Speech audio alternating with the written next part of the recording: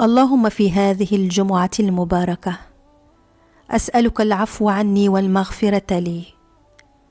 أسأل الله العظيم أن يبارك جمعتنا ويجعلها عامرة بالإيمان واستجابة لكل دعاء وغفران كل ذنب أذنبناه. اللهم في يوم الجمعة هذا ندعوك ونرجوك بقلوب مؤمنة يا رب.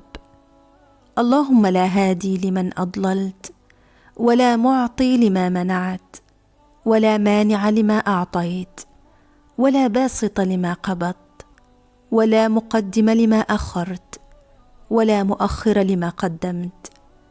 اللهم اجعل يوم الجمعة هذا مغفرة لذنوب مضت، واجعل أيامنا القادمة عامرة بالإيمان، واعطنا خيرها واكفنا شرها يا رب العالمين. رب إني أسألك أن تبارك لنا فيما رزقتنا والمغفرة لذنوبنا.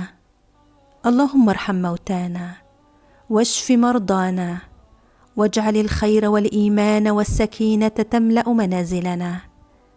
اللهم في يوم الجمعة أسألك أن تتقبل مني عملي ودعائي، وتغفر ذنبي، وتعفو عني، وتبارك لي فيما رزقتني، وبفضلك تغنيني، ومن شر الحساد تكفيني.